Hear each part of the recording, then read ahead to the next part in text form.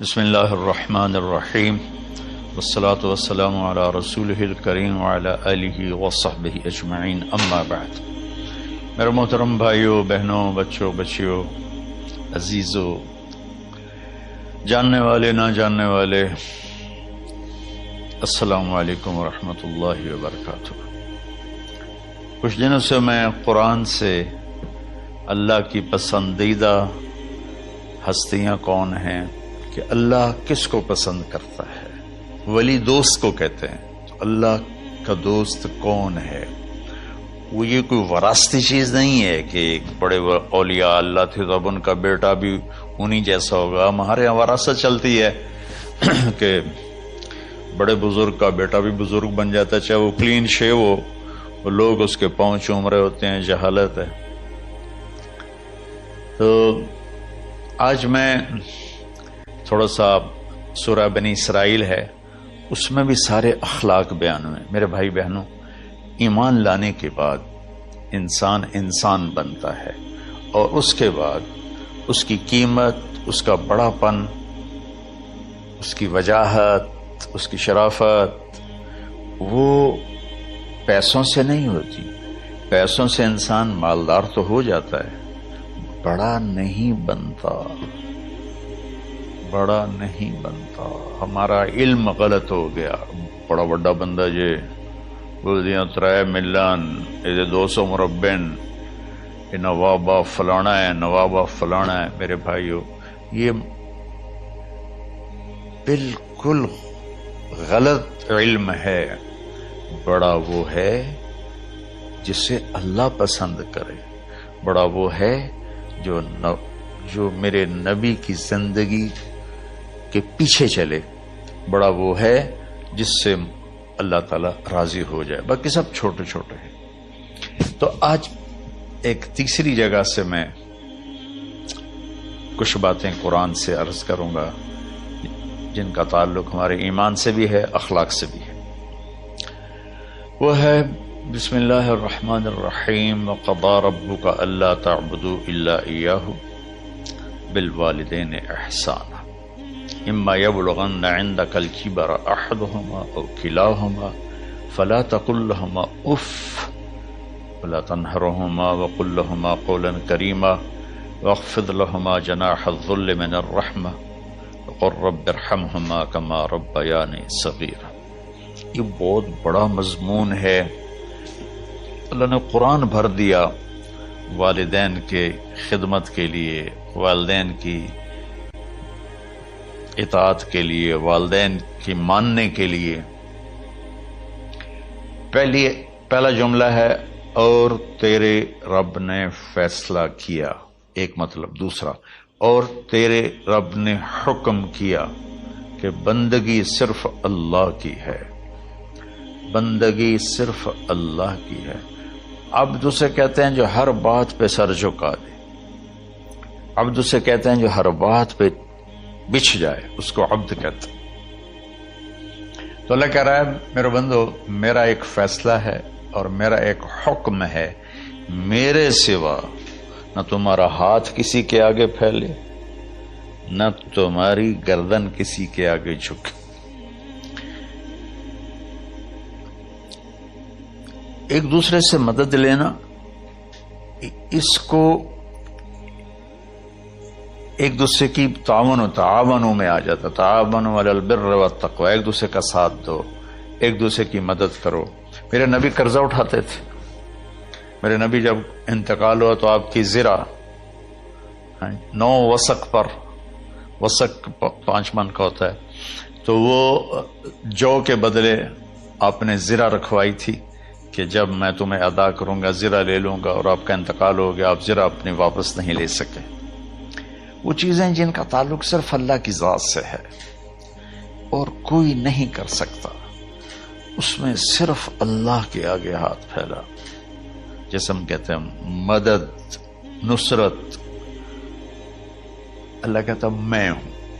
الا ان نصر اللہ قریب، سنو میری مدد تمہارے قریب ہے۔ تو اللہ تعبدوا الا ایاہ، بس ایک چھوٹا سا جملہ اللہ نے یہاں کیا، چونکہ یہاں اللہ نے والدین اور اخلاق بتانے تھے تو اپنے لیے صرف ایک جملہ بولا، باقی باتیں بھی اللہ کے لیے ہیں، لیکن اللہ نے میری بندگی، اس بندگی سے مراد 5 وقت کی نماز نہیں ہے، حج، روزہ، زکوٰۃ نہیں ہے اس کی مراد، یہ ساری باتیں داخل ہیں، اور اس کے ساتھ 24 گھنٹے کی زندگی اللہ کی مرضی پر گزارو، نفع آئے تو شکر ادا کرو، نقصان ہو تو صبر کرو، برداشت کرو، پھر بھی شکر ادا کرو، کہ میرا رب یہ کہہ رہا ہے کہ میں نے صرف اللہ سے تعلق جوڑنا ہے۔ اللہ کے نبی نے اپنے چچا زاد بھائی عبداللہ بن عباس سے فرمایا کہ یا غلام، اے نوجوان، اسی کا بکلمات فاحفظہ، میں تمہیں چند باتوں کی وصیت کرتا ہوں، کیا؟ احفظ اللہ، احفظ اللہ یحفظک اللہ، یحفظک اللہ، اللہ کے اوامر کی حفاظت کر، اللہ تیری حفاظت کرے گا۔ احفظ اللہ تجدہ تجاہک، تو اللہ کے اوامر، اسلام، حلال حرام کی پہچان کر کے زندگی گزار تو اللہ کو ہر وقت تو اپنی مدد کے لیے تیار پائے گا۔ اور لمبی حدیث ہے، عشاء کی نماز کا وقت ہو رہا ہے، اس میں وہ جملہ جو اس میرے مضمون سے متعلق ہے، وَإِذَا سَأَلْتَ فَاسْأَلِ اللَّهِ، جب بھی مانگو اللہ سے مانگو، جب بھی مانگو اللہ سے مانگو، اللہ کے سوا کوئی دینے والا نہیں ہے، صرف اللہ ہے دینے کے لیے۔ وَإِذَا اسْتَعَنْتَ فَاسْتَعِنْ بِاللَّهِ، اور جب مدد کے لیے ہاتھ اٹھاؤ تو صرف اللہ کو پکارو، جب ضرورت حاجت کے لیے، مدد کے لیے ہاتھ اٹھاؤ تو اپنے اللہ کو پکارو۔ تو یہ حدیث کی بات بھی ہے اور یہ قرآن کی بات بھی ہے۔ اس کے بعد آگے اللہ کہتا ہے وَبِالْوَالِدَيْنِ إِحْسَانًا، اور اپنے والدین کے ساتھ احسان کرو۔ احسان کا کیا مطلب ہے؟ اللہ آگے اسی کی تشریح کر رہا ہے۔ ویسے احسان کا مطلب عربی میں ہوتا ہے، یہ جو ہمارا اردو کا احسان ہے، میں تیرے تو احسان کیتا تو ہوں بیان نالے کی کر رہے ہیں، یہ بھی مطلب ہے، لیکن احسان کا اصل مطلب ہوتا ہے، احسان حسن سے ہے، حسن، حسن سے الف، 2 الف ملے اور احسان بن گیا۔ احسان کا مطلب ہوتا ہے کسی بھی کام کو جو دنیا کا ہے، دین کا ہے، اسے انتہائی خوبصورت طریقے سے کرنا۔ جیسے کسی دلہن کا میک اپ ہوتا ہے نا، تو 5-6 گھنٹے 4 گھنٹے کے بعد وہ کہتی ہے، جو ہوتی ہے اس کا میک اپ کرنے والی، کہ جی بس یہ مکمل ہو گیا ہے اور اب اس سے آگے نہیں ہے۔ تو آخری اچھائی کی آخری انتہا پر پہنچ کے کام کرنے کو احسان کہتے ہیں۔ تو میرا اللہ کہہ رہا ہے، میرے بندو، اپنے والدین کے ساتھ وہ کرو کہ جو بھلائی کی، خدمت کی، ماننے کی آخری حد ہے۔ سبحان اللہ۔ وبالوالدین احسان، بالوالدین پہلے ہے، احسان بعد میں ہے۔ اللہ تعالیٰ نے باقی سب کو پیچھے کر کے فرمایا کہ دیکھو، خاص طور پہ ماں باپ کے ساتھ وہ رویہ کرو کہ ان کے دل سے دعائیں نکلیں۔ چند دن پہلے ایک والد یوں ہاتھ اٹھا کے کہہ رہا تھا اپنے بیٹے، اکلوتا بیٹا، میں منگنا اللہ کو لو، اللہ تینوں چاہ لوے۔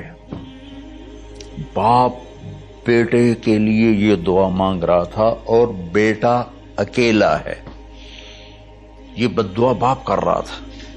تو بھائیو، ایسی اولاد نہ بنو جس ماں نے پیٹ میں 9 مہینے اٹھایا، پھر جننے کی تکلیف برداشت کی۔ ایک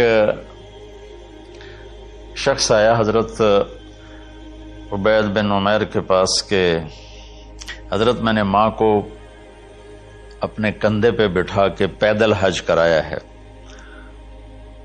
مینا لے گیا، عرفات لے گیا، مزدلفہ، پھر مینا، پھر مکہ، تو کیا میں نے ماں کا حق ادا کر دیا؟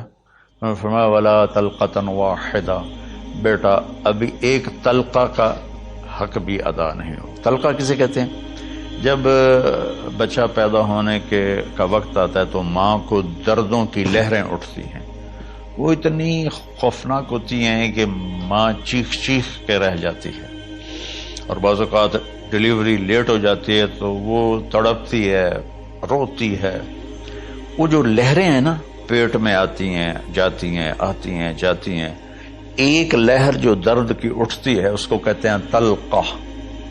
میں قربان جاؤں، انہوں نے فرمایا بیٹا ابھی تیری ماں نے جو تجھے جنا تھا اس وقت جو تجھے درد، وہ تیری ماں نے درد کی لہریں برداشت کی تھی، اس میں سے ایک لہر کا بھی حق ادا نہیں ہوا، یعنی کہ حق ادا ہو ہی نہیں سکتا. یہ مطلب کہ حق ادا ہو ہی نہیں سکتا کہ بیٹا ابھی ایک کا بھی نہیں.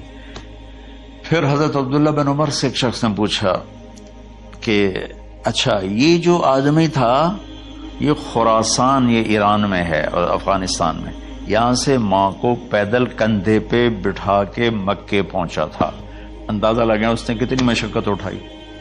اور عبید اللہ بن عمیر کہتے ہیں بیٹا ابھی ایک لہر کا حق ادا نہیں ہوگا.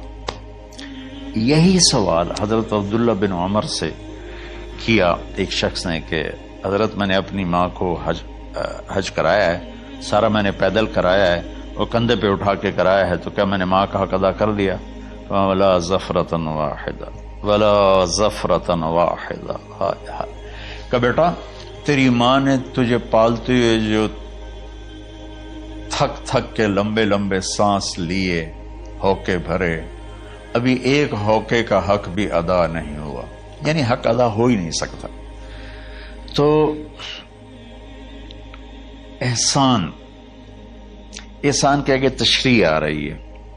تو آج میں صرف اتنی بات کروں گا کہ میرے بھائیوں، میری بہنوں، میرے بچوں، میری بچیوں، اللہ کے واسطے ماں باپ کو دکھ نہ دینا ورنہ اللہ بھی ناراض ہو جائے گا.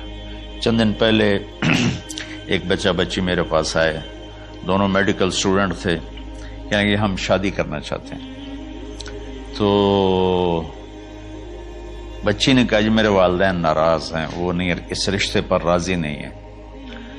تو میرے باپ کہتے ہیں اگر تو نہیں رشتہ کیا تو تیری میری ایک درمیان خط آئے، کھچ جائے گا خلیج، ہم اس پار نہیں آئیں گے تو اس پار نہیں آئے گی.